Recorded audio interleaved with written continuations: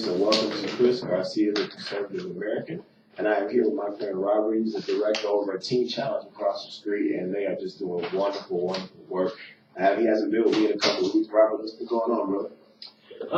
We just got back from our spiritual emphasis over in San Jose, which is an awesome time for the guys to go and just grow together. We're continuing to stay pretty full, so it's a pretty good program. If you guys don't know about Teen Challenge, we're a 1-year residential faith-based drug and alcohol rehabilitation program. We're also considered a discipleship program because NAAA, any 12 steps has a God element to it. We just name our God Jesus, and we make our God have a name. And so we are Christian and faith-based, and so it's a great discipleship program for guys 18 and older here at our center to just learn how to live a drug-free life, learn how to go through situations and behaviors and attitudes without having to go use, and just a good, great place to grow into a man who's productive and who God created you to be. Man, Robert, you know what thing I noticed? You all stay busy. Oh yeah, yeah. These guys are always doing something, and always doing something positive. Always, you keep those guys. You think that's the key, Robert? Yeah, I think there's an element. There's a saying: "Idle hands is the devil's workshop." So always staying busy, always having a plan. We have a set schedule from 6 a.m. in the morning, the time that they wake up, all the way to 9:30 when they go to sleep. And there's in the morning, it starts out with like breakfast. They have personal prayer and devotion time. They have Bible study or chapel in the morning. Then they have class time to work on their personal studies. Then we have either group studies or work studies all throughout the day, and all the way until like personal prayer time at night to kind of wind down. It's set to create behaviors that you can carry on to when you graduate the program or whenever you get sober. So it's an intentional schedule so that in the future you can find time to be intentional in certain areas of your life. Wow. So, and we do a lot of good stuff. We have a whole entire outreach department. In our outreach department, we serve the whole entire community of Las Vegas, North Las Vegas, Henderson. I think about 3 times a week we go out and we serve either the homeless, the underprivileged. We partner with a couple different partnering agencies. One of the big ones that we partner with is Project for Humanity. There's a little plug there for them. Wow. They do great work. Yes, they lead a whole entire ministry. It's called Hydrate the Homeless, where they just out here in Las Vegas, I don't know if many people know, but during the extreme heat, we get at least one death a year. And in my opinion, one death is too many if we can prevent it. And it's usually due to dehydration or extreme heat temperatures. So hydrating the homeless is just a ministry that was out there. Hey, let's try and prevent everything. And while they give out the water, they try and do a little bit of a cleanup of the city, which is definitely needed whenever you're doing any kind of ministry work. Yes. You kind of try to think of the end game, and if you're just a lot of times the feeding the homeless turns into a lot of garbage. So they kind of think of the aftermath as well of what they're doing.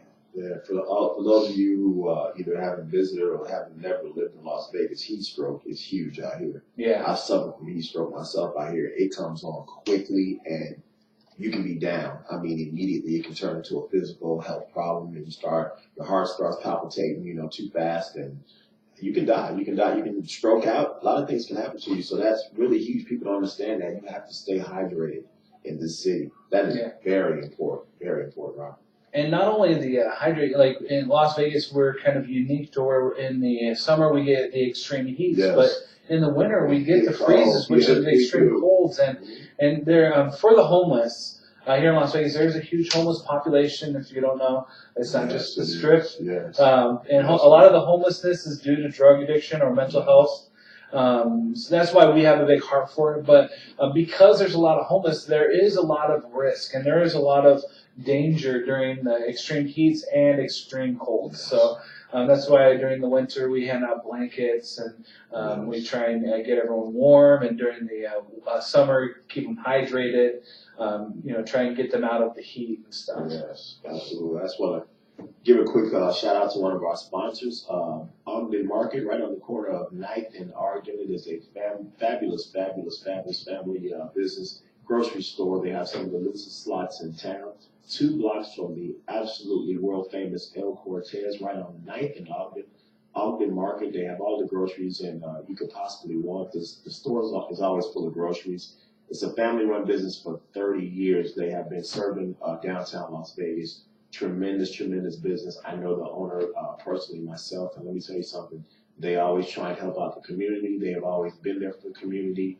I know they have fed many people that have been down on their luck. I take that very personal. I've been down on my luck before in this town, and I know years ago I walked in there and they fed me. So, when you have a chance, those are the kind of little businesses you should support. Ogden Market, right on the corner of 9th and Ogden. It's so clean, too. They keep their business inside and outside. It is fabulous. It is clean. Ogden Market, right on the corner of 9th and Ogden. All of the groceries at some of the best prices in Las Vegas, 2 blocks from the El Cortez Casino. Robert, I'm going to tell you something right now. I usually have you guys over every Monday. I know last Monday you were in California. The work you guys do with these kids is just unbelievable, man. I mean, even when I see them walking, sometimes by themselves, they just are so composed and it's so in the Lord. It's not like when they leave, when they get away from you guys and change, they stay in that. How do you guys do that, man? How do you guys do that with these kids? It's a very empowering thing when someone is rescued. We call Mondays here Miracle Mondays, because that's exactly what they are.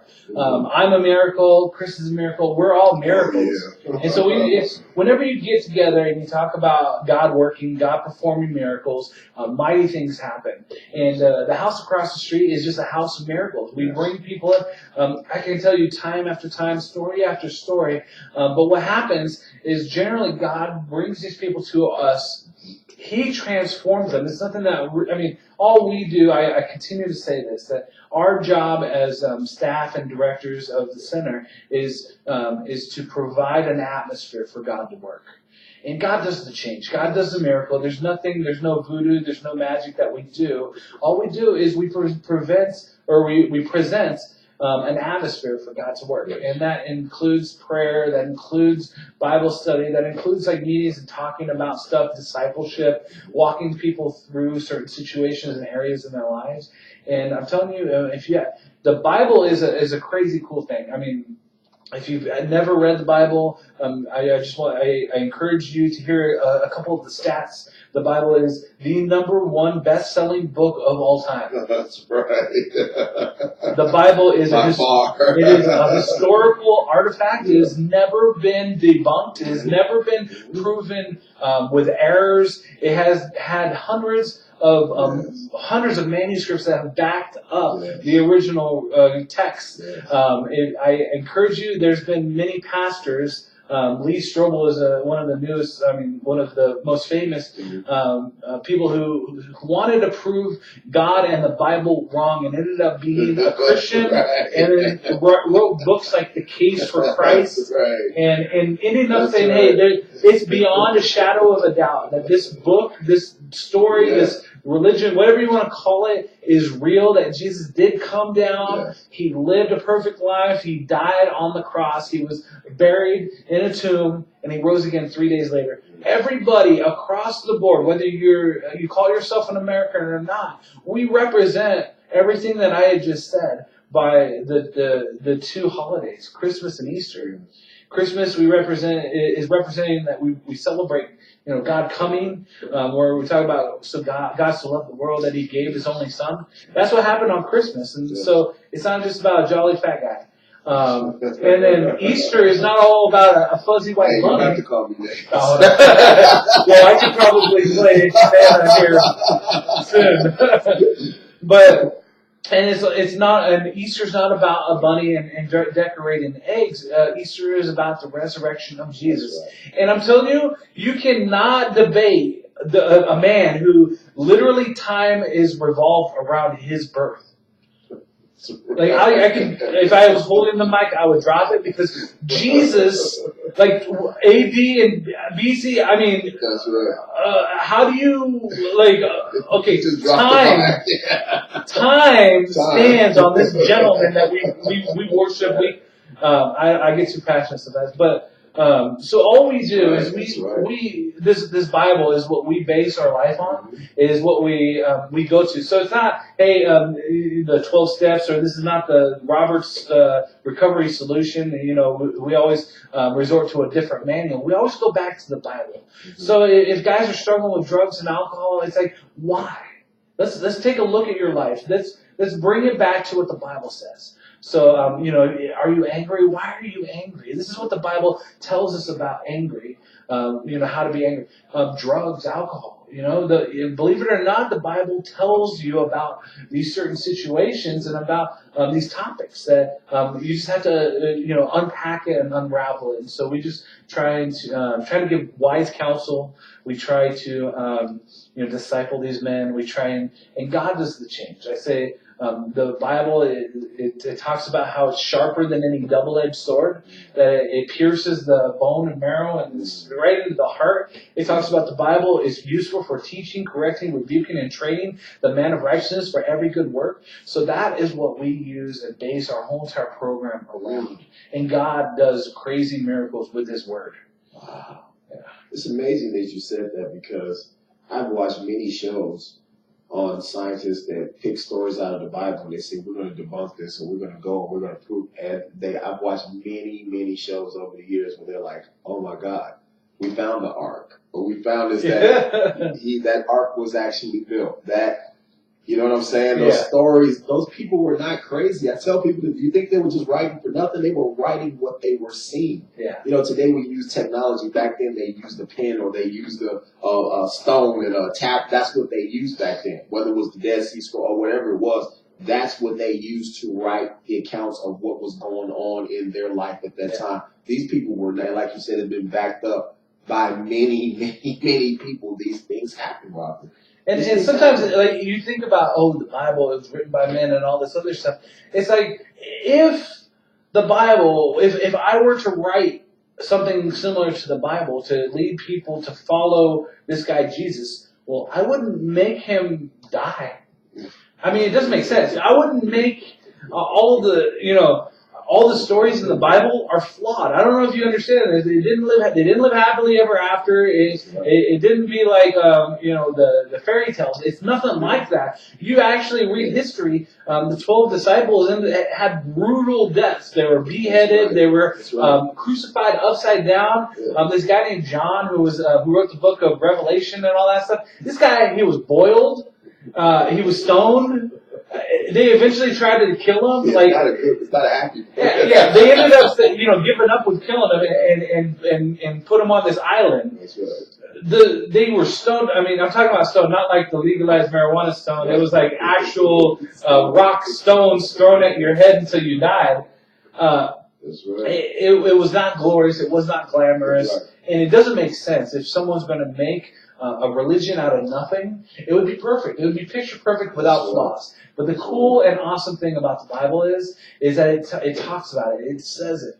It says that God uses the weak things of the world to confound the strong, or the stupid things. I mean, this is Robert's special version, RSV. He takes the stupid people of the world to confound the wise. He takes the people who are unlikely, who are just generic, regular, everyday, average Joes, just like you and me, and he does miraculous things through them.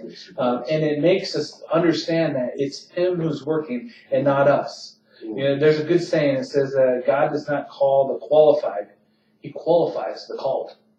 So that God, if he were to make if he wanted to be awesome at basketball, he's not going to call LeBron James or Kobe Bryant, whichever one, or even Michael Jordan. He's going to take, a 4'0", pipsqueak guy, who's $110, and then he's going to make that guy awesome. If God ever wanted to do something, so that it would be no mistaking that it was God working, so that He gets all the glory. So. That's right.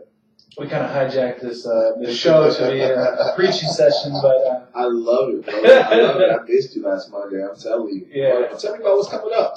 Yeah. Okay. So first up, I mean, just before we get into that, I would love for like our time to somewhat be kind of listener interaction too. Yes, absolutely. So if you're listening to us, I don't know if you're listening. You can email the radio station here. Yes. Do you have the email? I don't. Okay. If you're looking on YouTube. If you're looking on YouTube, go ahead and comment below, and we would love to answer any of your guys' questions. Oh, wow. If you would like to email me personally, you can email, it's lasvegas@teenchallenge.net. You can email your questions, say, hey, title the subject of the email, radio station question, and we would love to answer your questions on Mondays like this. Even on YouTube, go ahead and subscribe to Chris Garcia, and then comment below. And we'd love for if you have any questions, if you don't agree with us, if you I mean, we would love to make this listener interaction time. Excellent. And if you'd like to support Teen Challenge, we have all kinds of avenues. If you have property that you'd like to donate, we're looking to do not just what we're at the center here, but we would love to plague Las Vegas. I say plague. We'd love to plague Las Vegas with multiple centers to where we do crazy transforming work there as well. So if you have property, if you're part of a committee that has no idea how to maintain a property, or if you're part of the city or the government that has property that you would like to be maintained, we'd love for you to donate that. If you have cars, you can donate those. Or you can donate, again, on our website, it's teenchallenge.net. Click on Las Vegas. Yes. But coming up, we have April 23rd. This April 23rd, we are having our second annual car show. And if you love cars, this is a great opportunity for you to come out and check out. It's free for anybody to show up if you have cars that you want to show off, or motorcycles, bikes. The registration is a cheap $10, and we have prizes that are kind of legit. We have actual plaques, we have ribbons, we have participation badges. No, we have everything. It's pretty cool, and then also it helps support the center here in Las Vegas. We are literally taking over 9th Street in between Gas and Clark. It's just we're blocking off the whole entire street. We're going to have all kinds of cars up and down the street. We're going to have bounce houses for kids. It's going to be a family event, so family event. We'll probably even have face painting, and there's going to be vendors like food trucks and stuff where you can purchase food. There's going to be all kinds of crazy cool stuff. And another thing is our center will be open, so you can kind of actually see firsthand of how we do what we do, and our humble beginnings, if you want to say, here at our center here in Las Vegas. It looks kind of small from the outside, but I call it a Mary Poppins house. It keeps going and going. We house approximately 25 guys, 20-ish guys there. It's a great program. It's helped change my life. This is just another opportunity for us to do it. We're doing it a little bit earlier in the year than we did last year, because last year was really super hot. It's coming up quick, though. It's coming up quick. So we're doing it earlier in the year, so it's less hot, because I know we know it's going to be hot. Yes. So that's coming up, and just a little small refresher on personal testimony. You know, Teen Challenge has done a great thing and great work in my life. I was actually court ordered to Teen Challenge. I had multiple felonies that I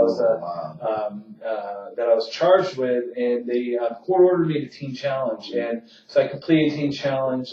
Got transformed my life. I went to their ministry institute. I became a pastor afterwards, and about 10 years later, I am here supervising the center here in Las Vegas. And I entered Teen Challenge, I believe it was August of 2007, so almost 10 years now. I've been serving God, doing His work, and just I'm also a youth pastor in North Las Vegas at a church here in North Las Vegas. So I'm still doing all kinds of crazy, working really hard. But the reason that I'm Teen Challenge is on my heart is because I see the need in this city, not just this city, but in the world. And if you have any questions about Teen Challenge, if you want to know the closest center towards you, or if you want to try and get answers or seek help, just go on the website. It's teenchallengeusa.com. You can click, find a center near you, and there's teen challenges all over the world, not just in the US. Men and women. Men, now listen, men, women, teens, adolescent girls, adolescent boys, 12 to 17, families.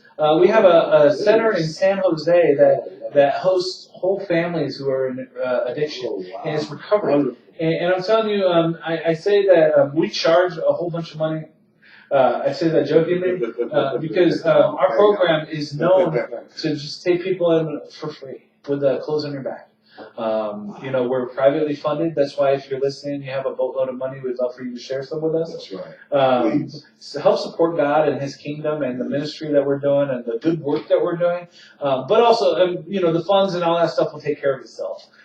We know that, the work that we're doing is very important. We know that where God guides, He'll provide. So, we don't require anybody to have money before coming to us. It's just it's something that we're okay with. Yes. We know that money comes and goes. It's cool. Where do you see God taking Teen Challenge? Because I see you guys just continuing to grow. Yeah, our vision here is to have the next big step for us. We have a couple things that are in mind, but we would love to have what we call a recovery engagement center. So kind of like a big town hall or a meeting place or a place with a couple offices to where we can do outpatient drug and alcohol counseling training, some outpatient where we can also provide a space for interviews and people inquiring about our program, giving information, maybe even being a resource to other programs or other help for clients who need help. So kind of an outpatient kind of hall-ish. We don't know, depending on the property, it will be depending on how much we can do, but also possibly have like clinical counselors that do professionally drug and alcohol. Just not just our experience or getting trained in the word, but also to be clinical trained. And then also the next big step for us is we would love to get a 40 to 60, 70 bed men's center, like a bigger center. And then, maybe even turn the center that we have now into a women's center. And then having the 60 or 50, 40 bed men's center just be one among many in the valley. And eventually probably have about 7 or 8 centers here in Las Vegas in the valley. Men's centers, women's centers. We have an adolescents, girls center that is opening up in Lund, Nevada, which is up north. And then we also have a Reno boys center that is 12 to 17. So just somewhere where we can meet everyone's need, because the need is out there. And Las Vegas is not abstained from the drug addiction epidemic.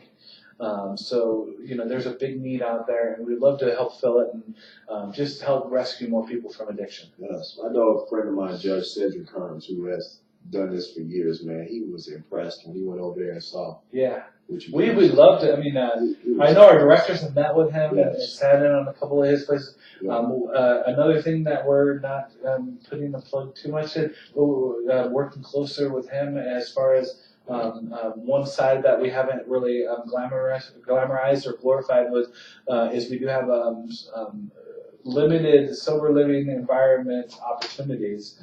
We'd love to have a couple multiple centers or houses to where we host some of his programs as well. And it's all about partnering to help the community. That's all we're about. We're a nonprofit organization. That means that we don't get paid a lot. It means that we're doing it out of just helping people. Yes. That's our heart. If we were in it for the money, we'd be doing something else or trying to win the lottery. We got a few minutes left in the show, Robert. I always like, people that come from Teen Challenge.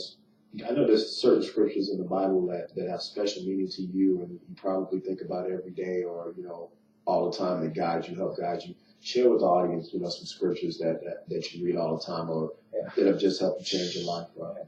Okay, so there's many. I told you, I warned you. I told you I was a pastor. So you asked me about scripture. I'm gonna bring it. One of the scriptures that I like and I hold dear, and if you're a drug addict, you have to understand this too. It's Proverbs 3, 5, and 6. It says, "Trust in the Lord with all your heart and lean not on your own understanding. Acknowledge Him in all your ways, and He will make your path straight." If you take heed to that advice, you would understand that AA call it stinking thinking. That you can't trust your stinking thinking. Jeremiah 17:9 says that your heart is deceitful above all things. Who can cure it? It's talking about how our heart. People tell you to, hey, just follow your heart and all that stuff. It's wrong. Your heart is deceitful. Your heart is wicked and evil. And eventually, it talks about don't lean on your own understanding. That you have to look at something outside of you. And that's why we hold the Bible, because the Bible's truth. And you have to have some sort of a baseline of what is truth and something that's not circumstantial. And when you always use the Bible, it's always true. Another thing is 2 Corinthians 5:17. It says, "Therefore, if anyone is in Christ, he's a new creation. The old is gone, the new has come." See, I'm no longer a drug addict. I am no longer addicted to meth. I no longer do meth. I'm set free. I'm a new creation. I'm a pastor. I'm a teacher. I'm a discipler. I'm no longer a drug addict. So God had transformed my life. And a couple other things is that Philippians 4:13, Steph Curry has this on his shoes. It's, "I can do all things through Christ who gives me strength." And you have to understand that you need to be courageous. And whatever you do, you can do whatever you put your mind to. Whether it's stay sober, whether it's be a millionaire, whether it's all this other stuff, whatever you put your mind to, you can do. And with God, you can do more, because it says that nothing is impossible with God. You understand that Philippians 1:6 says, "Now to Him who started a good work, being confident of this, that He who began a good work in you will continue until the day of Christ Jesus." That God's the one who's working in you. God is the one who's doing work. You're not doing it alone. That you don't have to live life alone. That He stands at the door of your heart knocking. That's Revelation 3:21. I'm telling you, I can keep going on and on. That God's standing there knocking, and anyone who lets Him in, He'll dine with them. God's sitting there. He sent His only begotten Son. See, John 3:16. Some people don't read the 17 and 18. But John 3:16 is, "For God so loved the world that He gave His only begotten Son. Right. And whoever believes in Him will not perish, but have everlasting life." God did not send His Son into the world to condemn the world, but to save the world through Him. That anyone who believes in Him will not be condemned. But if you do not believe in the name of the only begotten Son, you stand condemned already. Amen. That everybody in the world. He's opened up a can of worms, didn't I? Preach on. I didn't even mention that. There's another thing. Last couple things. Yes, sir. You read the Bible and you put it in your heart. Psalm 119 says this. It says, "God, your word have I hidden in my heart that I wouldn't sin against you." That's Psalms 119, 105. I think it's 105. I could be totally wrong. But there's another verse in there. It says that your word is like a lamp unto my feet. And a lot of us have been walking in the dark. And you're just walking around life wondering, what have I been doing with my life? What am I here for? And I'm telling you that God has a plan and a purpose for your life. Jeremiah 29:11 says this. "For I know the plans I have for you, declares the Lord, plans to prosper you, not to harm you, to give you a hope and a future." That God's got a plan for you.